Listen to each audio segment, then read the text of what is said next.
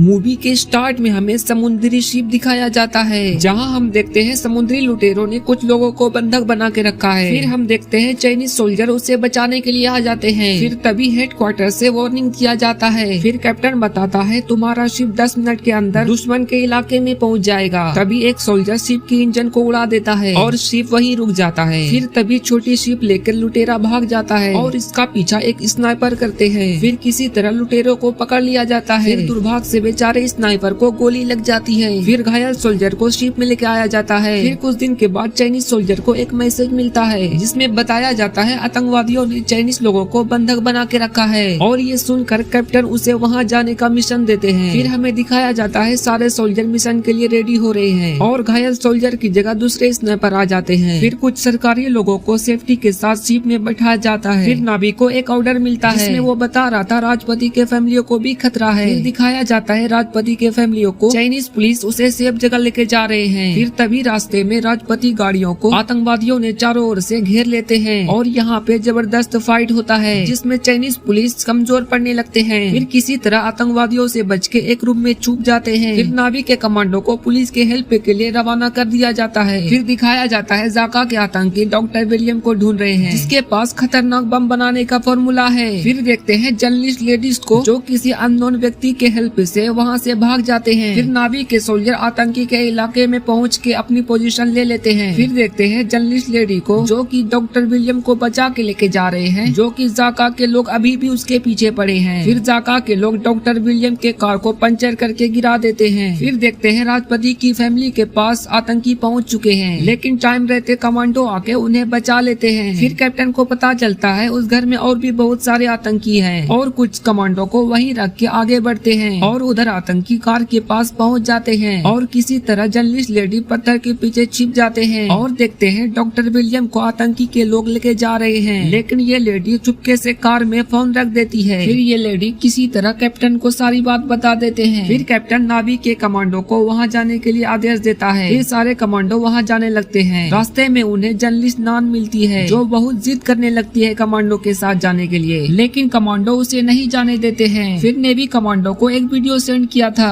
जिसमें बताया जाता है अगर मेरी मांग पूरी नहीं की तो मैं इन दोनों को मार दूंगा। फिर हमें नाविक के सोल्जर दिखाया जाता है। फिर अचानक से गाड़ी रोक के एक सोल्जर उन्हें बताते हैं कि आगे बहुत खतरा है। फिर कुछ देर के बाद बम बारूद से हमला हो जाता है। फिर एक एक करके बहुत सारे बम गिर जाते हैं इनकी गाड़ियों पे और चाइनीज के लोग और पुलिस उनके मारे जाते हैं। फिर तभी एक सोल्जर पहाड़ी पे स्मोक कर देता है जिसका फायदा उठाकर 2 सोल्जर पहाड़ी पे चले जाते हैं और सारे आतंकवादियों को मार गिराते हैं। फिर नेवी के कमांडर कैप्टन को बताते हैं मेरे सारे रिसोर्सेस आतंकियों के हमले में सारे तबाह हो गए हैं। एवं मेरे पास एक ही कार बची है जो अभी खराब है, जो हम उसे जल्दी ठीक कर लेंगे। फिर हमें सैड मूवमेंट दिखाया जाता है। फिर हमें आतंकियों के लीडर को दिखाया जाता है। फिर सारे सोल्जर उस लोकेशन पे पहुँच के अपनी पोजीशन ले लेते हैं। फिर सारे सोल्जर उस लोकेशन पे पहुँच के सारे आतंकवादियों को मार गिराते हैं। फिर कैप्टन नान को एक मैप दिखाते हैं जिसमें वो बताते हैं कि अगर हम इस रास्ते से गए तो बहुत खतरा हो सकता है। फिर कैप्टन सारे सोल्जर को भेष बदल के जाने के लिए बोलते हैं। फिर हमें डॉक्टर विलियम दिखाया जाता है। फिर आतंकियों के लीडर उनसे कुछ पूछताछ करने लगते हैं। फिर डॉक्टर विलियम कुछ नहीं बताने पर आतंकियों के लीडर डॉक्टर विलियम को तड़पा कर मारने लगते हैं और डॉक्टर विलियम बताने पर भी उन्हें वहीं पे मार देते हैं। फिर यहाँ सारे सोल्जर भेष बदल कर अपनी अपनी पोजीशन ले लेते हैं। फिर यहाँ भेष बदल कर नान आ जाती है। फिर टेगमी के पास नान आके बताती है तुम्हें बचाने के लिए नावी के कमांडर आ चुके हैं और ये वही लेडी है जो नावी के कमांडर इसे बचाने के लिए आए हैं। फिर सारे कमांडो अपने मिशन में लग जाते हैं। फिर तभी एक कमांडो को आतंकवादियों ने देख लेते हैं। फिर आतंकवादियों ने लीडर को सारी बात बता देता है। फिर आतंकवादियों के लीडर उन्हें मारने का हुक्म दे देता है। तभी नान को पकड़ के उनके लोगों ने मारने लगते हैं। फिर वहाँ कमांडर आके सारे आतंकवादियों को मार गिराते हैं। फिर तभी कमांडर के ग्रुपों ने सारे आतंकवादियों के ऊपर हमला कर देते हैं। फिर तभी कमांडो के ग्रुप के ऊपर आतंकवादी हावी पड़ जाते हैं और एक कमांडो को आयरन टैंक मिल जाता है। इसकी हेल्प से बहुत सारे आतंकवादियों को मार गिराते हैं और इसका फायदा उठाकर कमांडर के ग्रुप वहाँ से निकल जाते हैं। फिर हमें एक कमांडो दिखाया जाता है जहाँ कुछ आतंकवादियों ने उनके ऊपर हमला कर देते हैं और इस बेचारे की बम ब्लास्ट में 2 उंगली अलग हो जाती है और ये कमांडर फिर भी हार नहीं मानता और इस हाथापाई में उस बेचारे को गोली लग जाती है और वहीं पे उसकी मौत हो जाती है। फिर हमें कमांडो के कुछ साथी दिखाया जाता जाता है जो आतंकवादियों ने चारों ओर से घेर लिया है और कमांडो के ऊपर बहुत सारे आतंकवादियों हमला कर देते हैं। इसमें एक कमांडो की बम ब्लास्ट में बहुत घायल हो जाता है और दूसरे की तो वहीं पे मौत हो जाती है और तभी 2 कमांडो और आ जाते हैं उन्हें बचाने के लिए। फिर हमें कैप्टन दिखाया जाता है जहाँ बहुत सारे आतंकवादी उनके पीछे आयरन टैंक से हमला कर रहे हैं और हमारे कैप्टन किसी तरह उन लोगों को मार गिराते हैं और इस हमले में कमांडर और नान दोनों घायल हो जाते हैं। फिर तभी इन लोगों को रेस्क्यू टीम बचाने के लिए आ जाते हैं और जो कमांडो शहीद हो गए हैं उनको हेलीकॉप्टर के द्वारा भेज दिया जाता है और सारे कमांडो ये सब देख के रोने लगते हैं। फिर कमांडर को एक मैसेज मिलता है जहाँ वो बताते हैं खूंखार आतंकवादियों के लीडर अभी जिंदा है। इसमें सारे कमांडो मिशन के लिए हेलीकॉप्टर से जाने लगते हैं और वहाँ पहुँच के अपनी अपनी पोजीशन ले लेते हैं। फिर हमें चाइनीज पुलिस दिखाया जाता है जो इनमें ये भी मिले हुए हैं। फिर आतंकवादियों के लीडर चाइनीज पुलिस को मारने का हुक्म दे देते हैं। फिर आतंकवादियों ने सारे पुलिस को मारकर एरोप्लेन भी उनसे छीन लेते हैं। फिर कैप्टन आतंकवादियों के साथी को मारकर उनके लीडर को अपने कब्जे में ले लेते हैं और तभी सारे आतंकवादी उनके कार के पीछे पड़ जाते हैं। ये देखकर कमांडर के साथी उनके ऊपर हमला कर देते हैं और सारे आतंकवादियों को मार गिराते हैं। फिर तभी एक हेलीकॉप्टर आके कमांडर के गाड़ी को खराब कर देता है। फिर एक कमांडो लेडी के ऊपर आतंकवादी गन पॉइंट पे ले लेता है। एक कमांडो स्नाइपर उसको हेडशॉट लगा देता है। ये देखकर आतंकवादियों के लीडर खुद से गोली मार लेता है और कमांडर के ऊपर अंधाधुंध गोली की बारिश होने लगती है। ये देखकर एक कमांडो मिसाइल से हेलीकॉप्टर के ऊपर हमला कर देता है और कमांडर को बचाने के लिए उनके साथी आ जाते हैं और दूसरे कमांडर गन पॉइंट पे लेके एरोप्लेन स्टार्ट करने के लिए बोलता है और किसी तरह कमांडर के ग्रुप एरोप्लेन में बैठ जाते हैं। फिर हमें सारे कमांडो दिखाया जाता है जो इस मिशन में शहीद हो गए हैं उनको सलामी देके और इसी के साथ मूवी खत्म हो जाती है। आई होप मेरी एक्सप्लेन आपको पसंद आई होगी। अगर पसंद आई हो तो मुझे सब्सक्राइब करके अपना सपोर्ट दिखाएं।